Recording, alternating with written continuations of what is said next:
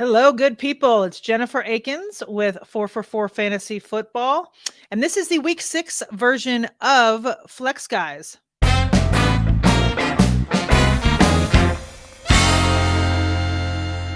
Flexibility guys, flex-worthy guys that you can start in your flex spot. Some of these guys you may actually start as your RB2 or 3, as your wide receiver 3 or 4, as the case may be. All of it's dependent upon format. Most of these guys that I talk about are in a 10 to 12 team league, half PPR if I don't say it, which I usually will. You never know. Before I start in with the actual content, be sure to subscribe to the 4for4 YouTube channel. We have a ton of fantastic videos and content by all of our analysts at 4for4, so be sure to subscribe to that so you don't miss it. And please like this video if you enjoy it today. All right, let's get into it. First guy is wide receiver Isaiah McKenzie for the Bills. They are traveling to Kansas City this week to face the Chiefs. We're looking at a guy in a high-scoring offense. In a contest with the largest over-under of the week right now on that slate. It is slated at 54 points for that game. McKenzie has clear concussion protocol, and he's back in action this week. He has the second highest targets right now per game behind Stephon Diggs in that offense, and he has found the end zone in 3 of the 4 games he has played. Rookie Khalil Shakir is a concern. He did fill in really nicely last week while Jamison Crowder is out and while Isaiah McKenzie was out last week. But Isaiah McKenzie managed to outscore Crowder 41.4 points to 9 points in weeks 1 through 4. So I think McKenzie should retain his volume, retain his work in that offense. I think he makes for a really good flex play this week against the Chiefs. Second guy is another wide receiver, George Pickens for the Steelers. He is at home this week against the Tampa Bay Buccaneers. So the Kenny Pickett to Pickens connect is becoming a thing. The UGA product leads the Steelers offense in target share in the last 2 weeks at 21.3%.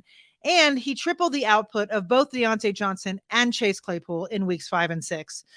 Pickens boasts a very meaty 12.8 yards per target this season.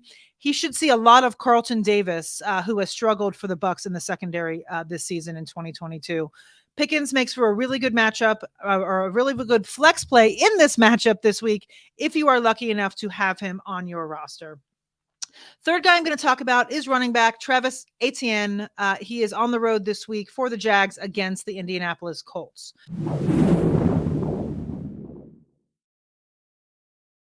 So Travis's role in the Jacksonville backfield is growing with each week. He's seen more snaps per game in the last 2 weeks. He's seen 32 to James Robinson's 26. And he also actually has a higher first down snap percentage, 53.8 to 42.6 with James Robinson over the last couple of weeks as well. Etienne has 6 targets in the last 2 contests. The Colts are decent against the run. However, they've allowed the 7th most receptions to opposing running backs thus far. I understand this is not the most exciting backfield to target. Both guys are in play. Running back is a garbage dump this season. So if you need that flex help, Etienne could put up high RB2 to RB3 numbers in your flex spot.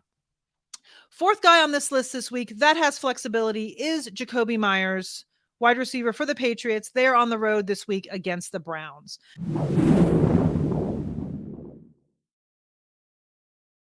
Myers is averaging 9 targets a game this season.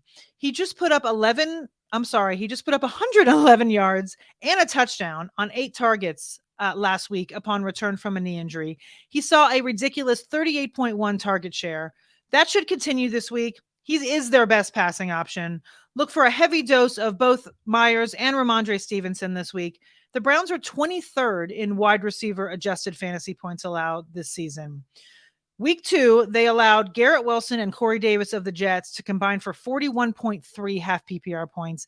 And then Mike Williams dropped an 18.4 half PPR point game on them last week. Jakobi Myers is back. He is their best option. So fire him up in the flex this week if you need him. Last guy on this list needs no introduction, but I will introduce. He is a true flex in every sense of the word. Taysom Hill at home against the Bengals.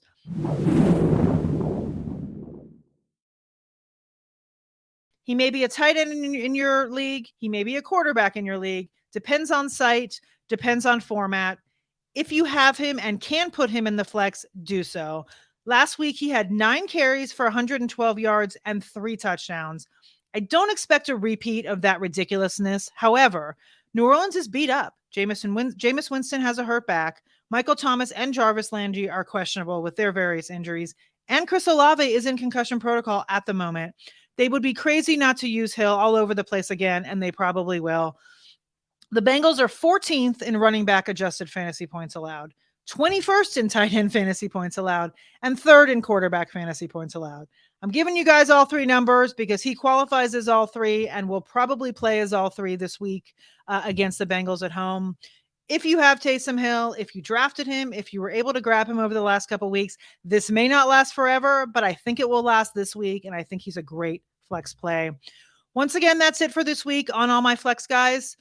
Please make sure to subscribe to the 444 YouTube channel. Please like this video if you enjoyed it. Have a wonderful rest of your day and a very fruitful week 6.